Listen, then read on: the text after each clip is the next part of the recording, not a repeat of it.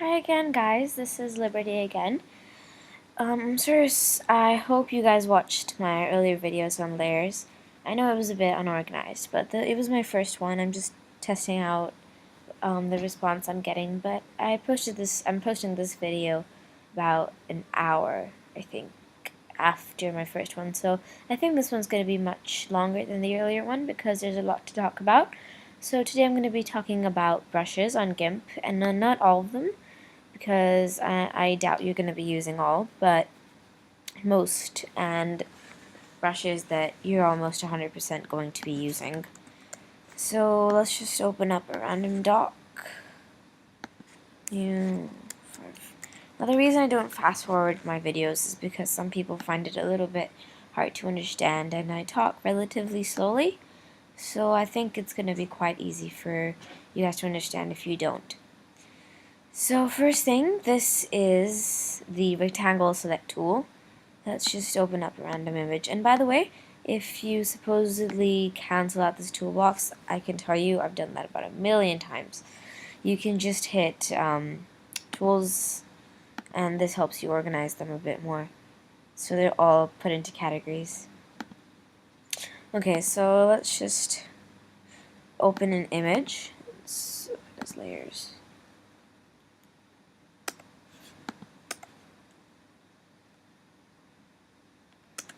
Pictures. Oh gosh, I'm so sorry. Okay, let's open this one. This is a good one to edit. Okay, so we've got this picture here. Suppose I would like to select, but it has to be in a rectangular form. I'm going to use this tool here. So it is basically a select tool, and what you can do with it is you can select, and it's kind of like also like the paint tool. You can just choose which type of mode you'd like, and you can almost sort of zoom in. It's more like I don't know how to explain this one. It's like a zoom in tool, and less like a select tool. But you know, this one's one of the more complicated things. To get more into this, I'll make another video because it does take an extremely long time to understand. It took me a long time, so this one I'm just going to talk about very, very little. Okay, let's just choose another tool. Okay, now, as you guys know, what do you call it? GIMP is used a lot for editing in-view avatars, and basically, what it helps does is it gets to smoothen the edges on the avatar body. So let me just make a new one here. Gosh, something wrong. New 500. I'm just gonna hit another image here.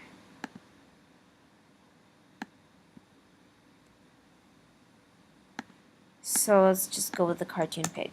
So let's suppose I don't have any in-view avatars open here, so I'm not going to be able to use it, but let's suppose this is an in-view avatar. And here is a massive bump on the shoulder, and I just want to take it out because it looks hideous. What I'm going to do is I'm going to choose this is basically like the lasso tool. It's not the free select tool. It says free select tool, but it's not used for selecting. So this is called the lasso tool, and basically you want to select it like this. You can hand draw this, and you want to go click and join it back to the last dot. So you have this little shaky thing here, and you want to just hit delete. Edit. Oh, what's going on? Oh gosh, guys, I'm so sorry.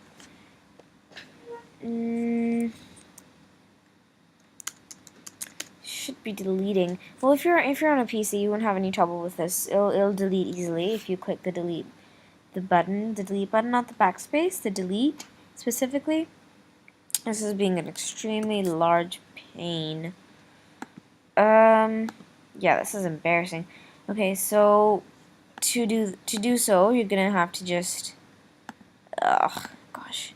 Yeah, so if you have this little spirally thing here, just hit delete, and you're still gonna see a spirally thing. You just go and select none.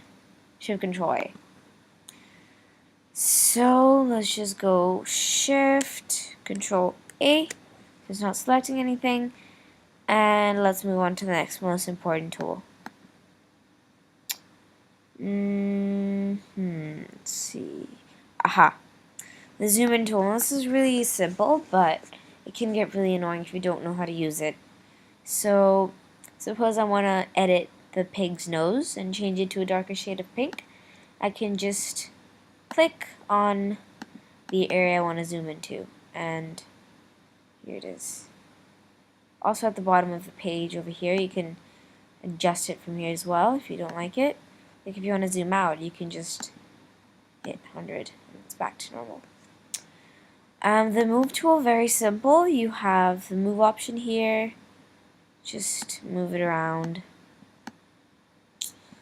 etc. Yeah. So let's see. There is the rotation tool. So if you click here, you can just change. You usually won't use this. You can change the opacity of the image for the rotation, like this. So when you, this is like for the preview. So when you preview, this is the opacity that comes. Rotate, etc. So that's a rotate tool. This is a scale tool, very simple. If you click twice, you can also just scale it from here. 500 by 500. Let's see. Yeah. Or you can even just sort of just move it around like this. Both ways are good. Okay, so let's see. You have the text tool, very important. So you just select like that. Type in something. Let's type in info. You can choose the justification down here. Font. I downloaded many more fonts, but here are the fonts you come with. That come with Gimp. Size and color. Okay. Sorry, that looks terrible. This is the bucket tool, very quite important. I usually don't use this tool because I don't use solids, but let's see, background. You can just change the background color for that with the bucket tool. Oh, this one's quite interesting as well. The blend tool. Okay, let's just bring this back. For the blend tool, this is quite an interesting tool. What I use for this is when you click here, it's gonna smudge, and it makes quite nice backgrounds. Let's delete this. Makes very nice backgrounds here. See, it makes a nice blend. You can change the type of blend you'd like from here. This is quite interesting. Pencil, very common. You can write with it. Paintbrush, also very common.